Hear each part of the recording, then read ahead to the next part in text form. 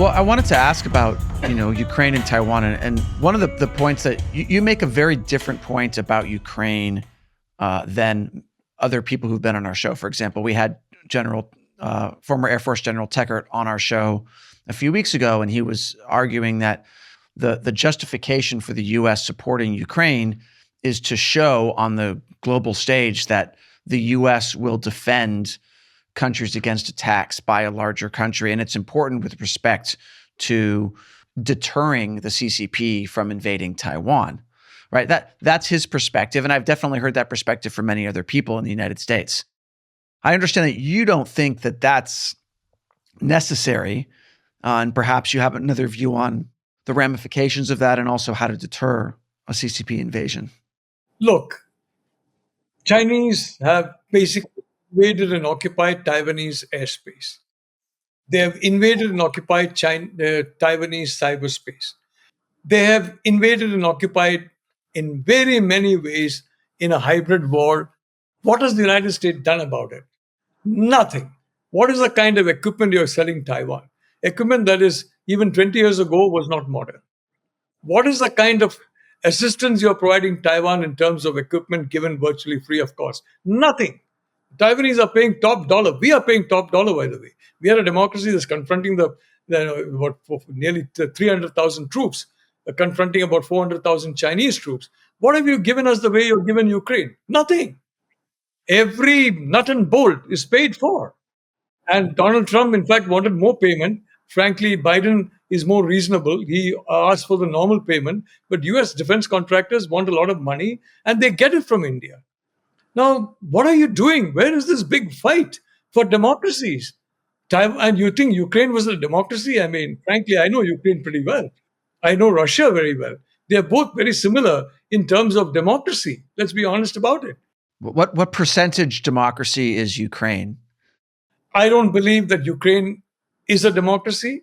And to the extent it was a democracy, Zelensky came to power on a peace platform, number one. Number two, Ukraine is important because the Europeans are completely obsessed with themselves. They can't accept the fact the world has moved to Asia.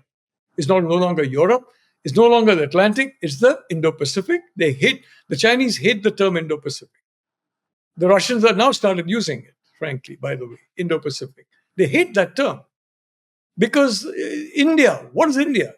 It's us, So you have the Asia Pacific and the Chinese CCP definition of Asia themselves.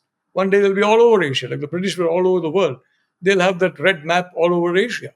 So frankly, this is an argument which is delusional. And it is done by people who have served too long in NATO, because NATO is completely Cold War 1.0 construct. It has not graduated to Cold War 2.0, nor can it, because its methods, its tactics is all to fight the previous war. And you know what happens to a military that tries to fight the previous war? It ends up the way the French military ended up in the Second World War, frankly. So we don't want, frankly, generals telling us about field tactics, etc. We are very much into Cold War 2.0. We are the front line of defense. Taiwan is the front line of defense.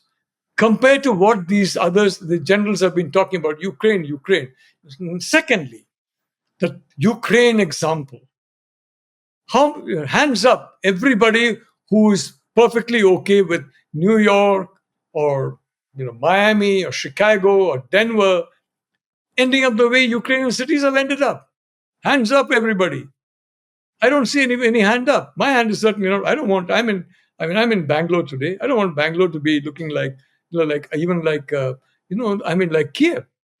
The Russians can flatten Kiev anytime. Who gave this absurd story they wanted to take it over in 3 days? And in Bucha, you think the Russians are so stupid that they leave bodies all over the street for Ukrainians to find? It's absurd. But the West seems to have got into a kind of a delusional love affair with Ukraine. And in that process, I'd like to say, I think the Taiwanese people are beginning to realize these guys, frankly, they're racist. For the first time in a long time, the perception that Americans with European ethnic roots are racist has come out in Asia, Africa, and Latin America. And for the first time, people in Taiwan are saying, I don't want to be like Ukraine. And 40% of people in Taiwan voted for the DPP on the clear understanding by the CCP, you will be another Ukraine. The CCP propaganda machine is is saying exactly what this general was saying. You will be the next Ukraine. 40%, only 40% voted for them. It could have been 70, 80%, but for the fear factor. 40% voted for them and said, damn it, we don't mind. We'll fight. We'll have our cities destroyed. We'll have our lives gone. We'll strap, whatever it's called, these mobile missiles that you can shoot off, from your shoulder fire, or, you strap around your this thing. We'll do it. 40% voted for DPP under two candidates, one of whom is half Western. Her mother, Bikim Shao, is English. Her father is Taiwanese. And William Lai has made no secret of the fact that he absolutely loathes communist China. He's completely opposed to CCP, completely opposed to any unification of the PRC.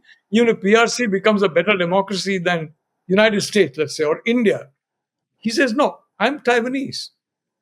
I'll remain Taiwanese. Good, you're a democracy. We'd love that. But I'm Taiwanese. You have these two candidates. And the Chinese propaganda was, if they come to power, we'll have immediate war, immediate invasion. 40% of Chinese said, or Taiwanese said, because they're all ethnic Chinese, I use that term interchangeably. And for me, Chinese people are much more important than CCP. Is the Chinese people. We are Indians. We love and respect the Chinese people. We have a relationship going back 5,000-6,000 years with the Chinese people. But what I'm trying to tell you is, it's a horror story, Ukraine. Anyone who is not delusional will understand that. Nobody wants to see what's happening in Ukraine. 2 years ago, I think on your show also, I made it clear, Ukraine is going to be smashed. You're not going to deter Putin. Putin is not going to go away.